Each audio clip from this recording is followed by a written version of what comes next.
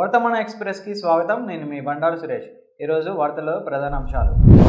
చైనాలో ఎయిర్ షోలో మరణాలు, అందుకు తొక్కిసలాట కారణం కాదు డిఎంకే. చైనాలో జరిగిన వైమానిక దళ ఎయిర్ షోలో చోటు చేసుకున్న విషాదానికి తొక్కిసలాట కారణం కాదని డిఎంకే వెల్లడించారు. చైనా నిఘా బెలూన్లు కూల్చేసే సత్తా భారత వాయుసేనకు. నిఘా బెలూన్లు కూల్చివేతపై మన వాయుసేనకే ప్రత్యేకంగా సాధన చేసినట్లు తెలుస్తుంది. చైనా నుంచి వచ్చే ముప్పులను ఎదుర్కోవడానికి ఇలా చేశారు. జొమాటో సీఈఓకు చేదు అనుభవం. మాల్ లిఫ్ట్లోకి నో ఎంట్రీ.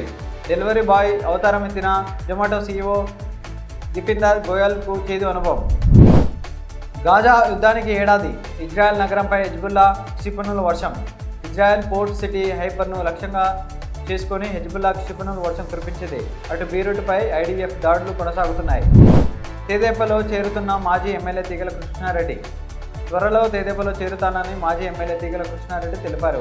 పార్టీకి మళ్లీ పూర్వ వైభవం తీసుకొస్తామని చెప్పారు. 2560 మంది విద్యార్థులు, 120 మంది టీచర్లు.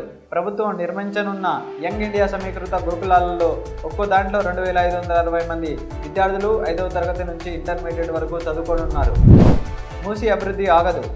ఎవరు ఎన్ని అడ్డంకులు సృష్టించినా మూసీ అభివృద్ధి ఆగదు అని సీఎం రేవంత్ రెడ్డి స్పష్టం చేశారు. ఈ చేతుల మీదుగానే మూసీ రివర్ ఫ్రంట్ డెవలప్మెంట్ జరగబోతుందని యువ ఇంజనీర్లు ఉద్దేశించి చెప్పారు. దామగుండం అడవిని కాపాడుకుందాం. దామగుండం అడవిని కాపాడుకొని పర్యావరణ పరిరక్షణలో ప్రతి ఒక్కరు భాగస్వాములు కావాలని అరుణోదయ సంస్కృతి సమాఖ్య అధ్యక్షురాలు విమలక్క పరిగి మాజీ ఎమ్మెల్యే మహేష్ రెడ్డి పిలుపునిచ్చారు. వదిలేయండి లేదా మాకు వాటా ఇవ్వండి. మద్యం దుకాణాలకు దరఖాస్తు వేయొద్దు అంటూ వ్యాపారులను హెచ్చరిస్తున్న కొందరు ఎమ్మెల్యేలు శ్రీకాకుళం నుంచి అనంతపురం వరకు ఇదే పరిస్థితి. ఆశించిన స్థాయిలో దరఖాస్తులు రాకపోవడానికి ఇదే ప్రధాన కారణం. అమరావతి ఓఆర్ రై. రాజధాని అమరావతి బాహ్య వలయ రహదారి నిర్మాణానికి వేగంగా అడుగులు పడుతున్నాయి. ఇంతటితో సమాప్తం. రేపు మళ్ళీ కలుద్దాం. నమస్కారం.